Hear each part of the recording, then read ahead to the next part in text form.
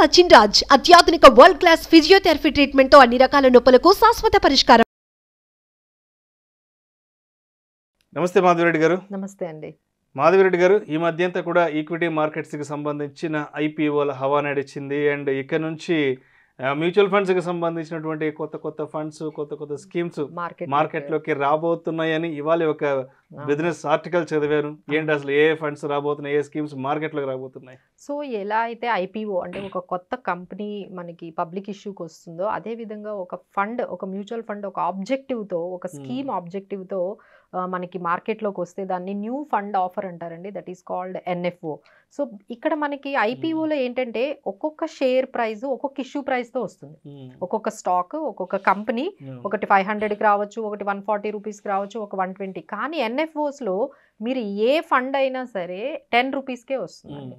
So that is one thing the difference. So almost ఈ జనవరిలో అండి ఆల్మోస్ట్ 12 ఫండ్ హౌసెస్ వాళ్ళ కొత్త స్కీమ్స్తో, వాళ్ళ ఆబ్జెక్టివ్స్తో రాబోతున్నాయండి. వెరీ ఎక్సైటింగ్ స్కీమ్స్ అయితే ఉన్నాయండి. లైక్ యాక్సిస్ మ్యూచువల్ ఫండ్ వాళ్ళు అయితే ఫిక్స్డ్ టర్మ్ ప్లాన్తో వస్తున్నారు. బంధన్ బ్యాంక్ వాళ్ళు మల్టీ ఎసెట్ ఎలొకేషన్ ఫండ్ అండి. ఇప్పుడు అంతా కూడా ఈ మల్టీ ఎసెట్ అనే ఈ కాన్సెప్ట్ మీద చాలా మంది ఇంట్రెస్ట్ చూపిస్తున్నారండి. అంటే మల్టీ ఎసెట్ అంటే ఇప్పటి వరకు మనకు తెలిసింది ఏంటి, మనం పెట్టిన అమౌంట్ ఈక్విటీలోకి వెళ్తుంది, మనం పెట్టిన అకౌంట్, మన ఏదైనా డెట్ ఫండ్లో అనుకోండి, మనం పెట్టిన అమౌంట్ డెట్ ఫండ్స్లోకి వెళ్తుంది, లేదు బ్యాలెన్స్డ్ కొంత అమౌంట్ ఈక్విటీలోకి వెళ్ళడం చూసాము, కొంత అమౌంట్ డెట్లోకి వెళ్ళడం చూసాము, సెక్టార్ ఫండ్స్ కూడా చూసాము. సో ఇదేంటంటే మల్టీ అసెట్ అంటే the money what you have invested అది మనకి కొంత ఈక్విటీ, కొంత డెట్, కొంత గోల్డ్లో కూడా వెళ్తుంది. So this is called multi asset fund. అంటే ఏ అసెట్ క్లాస్ అయితే పెర్ఫామ్ చేస్తుందో వాళ్ళు ఆ అసెట్ క్లాస్లో మనీ అనేది ఇన్వెస్ట్ చేస్తారండి. దిస్ ఈజ్ బాగా లాస్ట్ టైం మంచి రిటర్న్స్ ఇచ్చాయండి. సో ఎప్పుడైతే దీనికి బాగా దానికి డిమాండ్ అనేది పెరిగిందో ఇప్పుడు అన్ని కంపెనీస్ కూడా ఈ మల్టీ అసెట్ ఫండ్స్ని మార్కెట్లోకి రిలీజ్ చేస్తున్నాయి. సో మనం చూసుకున్నట్లయితే ఈ బంధన్ మ్యూచువల్ ఫండ్ వాళ్ళు ఈ మల్టీ అసెట్ ఎలొకేషన్ ఫండ్లోకి వస్తున్నారు. అలానే ఇండెక్స్ ఫండ్స్ బాగా వస్తున్నాయండి. అంటే there is a lot of demand for ఈ ఇండెక్స్ ఫండ్స్. సో మనకి బిఎన్పి పారబైస్ వాళ్ళు వస్తున్నారు. DSP mutual fund health care అండి, అంటే సెక్టార్ ఫండ్స్లోని హెల్త్ కేర్ అనేది ఒకటి ఉంది. So DSP mutual fund is coming with health care ETF and HDFC mutual fund is coming with PSU bank. ఇంతకుముందే మనం చెప్పుకున్నాం ఇదేంటంటే పిఎస్యు బ్యాంక్స్ చాలా వరకు మంచి రిటర్న్స్ అనేవి ఇచ్చాయన్నమాట. So everyone is interested to get in to PSU బ్యాంకుల్లో ఇన్వెస్ట్ చేస్తున్నారు. అది కెనరా బ్యాంక్ కానీ, Punjab national bank, SBI. So వీటన్నిటికీ సంబంధించి పిఎస్యు బ్యాంక్ ఈటీఎఫ్ ఒకటి హెచ్డిఎఫ్సి వాళ్ళు ఒక స్కీమ్ ద్వారా వస్తున్నారండి. And ICICI prudential is coming with Nifty 50 index ఫండ్తో వస్తున్నారు. తర్వాత Mirae asset is coming with multi asset allocation, వీళ్ళు కూడా మల్టీ అసెట్ ఫండ్లోనే పెడుతున్నారు. Motilal Oswal is coming with large cap fund and SBI Nifty 50 థీమ్తో వస్తున్నారు. యూటీఐ వాళ్ళు కూడా 10-year బెంచ్ మార్క్ జీసెక్ ఈటీఎఫ్తో వస్తున్నారు.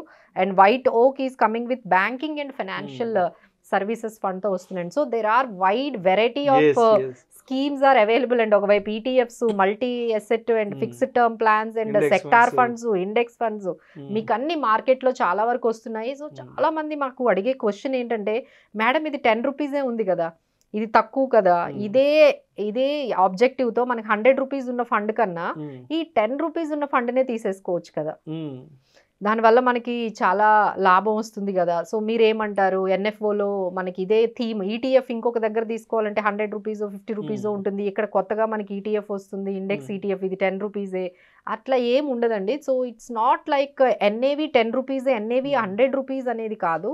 అంటే మనం ఏదైనా కొనుక్కునేటప్పుడు వాటి పాస్ట్ పెర్ఫార్మెన్స్ ఉంటుంది. ఈ ఎన్ఎఫ్ఓకి ఏంటంటే మనకి పాస్ట్ పెర్ఫార్మెన్స్ అనేది మనకు చూడడానికి ఉండదు.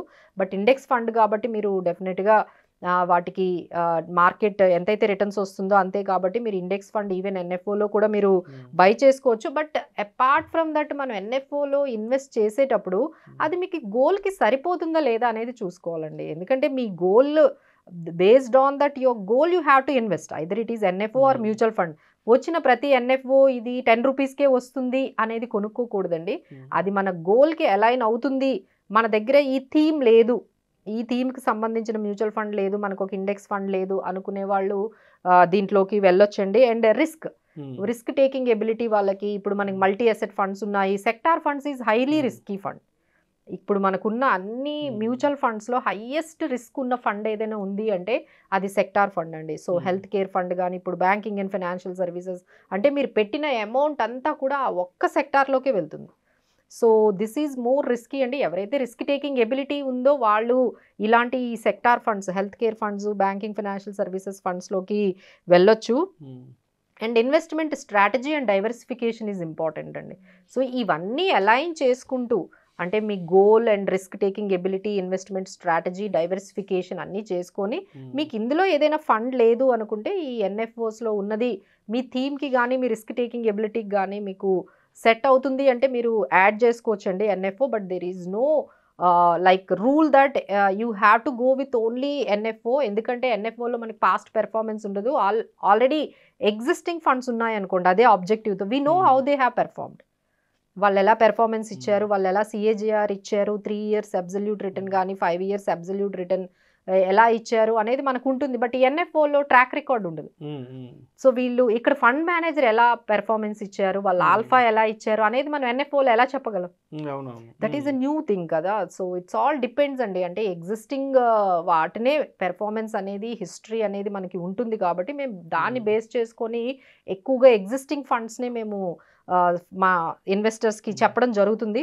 ఎన్ఎఫ్ఓస్కి కొంచెం దూరంగా ఉంటాం ఎందుకంటే వాటికి ట్రాక్ రికార్డ్ ఇప్పటి వరకు రాలేదు కాబట్టి ఆ ఫండ్ పెర్ఫార్మెన్స్ అనేది మాకు తెలియదు కాబట్టి కొంచెం మేము ఎగ్జిస్టింగ్ ఫండ్స్ వైపే ఎక్కువగా ఇన్వెస్టర్స్కి చెప్తామండి. సో అదేవిధంగా అంటే 2023 వరకు మ్యూచువల్ ఫండ్ ఇండస్ట్రీ అనేది ఎలా ఉంది? ఫర్దర్గా అప్కమింగ్ డేస్లో మ్యూచువల్ ఫండ్ ఇండస్ట్రీ ఇంకా ఏ విధంగా ముందుకెళ్ళే అవకాశం ఉందంటారు? సో చాలా వరకు అంటే మనం స్టార్టింగే చూసాము. ఇది ఆల్మోస్ట్ ఇప్పుడు ఎస్ఐపి బుక్ కూడా ఆల్మోస్ట్ 17,000 crores పర్ మంత్ పెరిగిందండి. సో ఇప్పటికి ఓన్లీ 1-2% పీపుల్ పెడితేనే ఇలా ఉంది. థింక్ అబౌట్ అట్లీస్ట్ మనకి 5-6% పీపుల్ అయినా ఇందులో పెట్టినట్లయితే ఎంత మనకి మార్కెట్ ఉంటుందో. ఇట్ ఈస్ జస్ట్ బిగినింగ్ అనే అనుకుంటున్నాం అండి. మ్యూచువల్ ఫండ్ ఇండస్ట్రీ ఇది జస్ట్ బిగినింగ్ అనుకుంటున్నాము. సో ఇంకా ఫ్యూచర్లో ఇంకా రకరకాల కొత్త ఆబ్జెక్టివ్ ఇప్పుడు మనం అనుకున్నట్టుగా కొత్త స్కీమ్స్ మార్కెట్లో ఫ్లో అవుతున్నాయి to attract more people in to the mutual funds. Already 50 trillion మనకి క్రాస్ అయింది AUM all together assets under management. So there is lot of hope అండి. ఎవరైతే కొత్త వాళ్ళు ఉన్నారో వాళ్ళకి డెఫినెట్గా మేమిచ్చే సలహా ఏంటంటే, మమ్మల్ని చాలామంది అడుగుతారు మేడం డైరెక్ట్గా డీమ్యాట్ అకౌంట్ ఓపెన్ చేసేసుకుంటాము, మేము స్టాక్స్ బై చేసేస్తాము, అలా చేయొచ్చా అని. అంటే ఫస్ట్ టైం మీరు ఈక్విటీలోకి ఎంటర్ అవుతుంటే don't go with directly with buying the stocks అండి. అలా వెళ్ళకుండా ఒకసారి మీరు మ్యూచువల్ ఫండ్స్కి వెళ్ళి ఒక 1-2 years మీరు ఆ వాల్టిలిటీని కానీ ఆ మ్యూచువల్ ఫండ్స్ ఆ ఈక్విటీలో ఉండే ఆ వాల్టిలిటీని కానీ మీరు మ్యూచువల్ ఫండ్స్ ద్వారా చూస్తే బెటర్ అండి. ఎందుకంటే డైరెక్ట్గా మీరు డిమాట్ అకౌంట్ మీరు ఓపెన్ చేస్తే ఎన్ని స్టాక్స్ కొనగలరు? 1 lakh ఎన్ని సెక్టార్ స్టాక్స్ వస్తాయి, లేకపోతే ఎన్ని మీరు షేర్స్ని బై చేయలేరు. అదే మ్యూచువల్ ఫండ్స్లో మీరు ఒక 5,000 పెట్టినా 20-30 కంపెనీస్లోకి వెళ్తుంది. సో మీరు అందరూ అబ్జర్వ్ చేయాల్సింది అదేనండి. ఎందుకంటే మీరు ఎవరైతే చిన్న ఇన్వెస్టర్స్ ఉన్నారో 10,000కి మీరు పెట్టిన 10,000 30 స్టాక్స్లోకి వెళ్తుంది. ఇక్కడ మీరు 10,000తో డీమ్యాట్ అకౌంట్లో ఎన్ని స్టాక్స్ కొంటారు? So diversification is not possible అండి. చిన్న ఇన్వెస్టర్లు అందరికీ కూడా mutual fund is the best అండి. ప్రేక్షకుల విజ్ఞప్తి, ఈ వీడియోలో ప్రస్తావించబడిన అంశాలు కేవలం ప్రేక్షకులకు అవగాహన కొరకు, ఇన్ఫర్మేషన్ కొరకు, ఎడ్యుకేషన్ పర్పస్ కొరకు మాత్రమే వీటి గురించి ప్రస్తావించడం అనేది. పెట్టుబడులు పెట్టేవాళ్ళు మీ పర్సనల్ ఫినాన్స్ ప్రొఫెషనల్ని సంప్రదించి మాత్రమే తుది నిర్ణయం తీసుకోగలరని మా మనవి. ఇది మా రికమెండేషన్ అయితే కాదు. దయచేసి ప్రేక్షకులు మరొకసారి గమనించగలరు. Thank you so much Madhavi Reddy గారు. Thank you.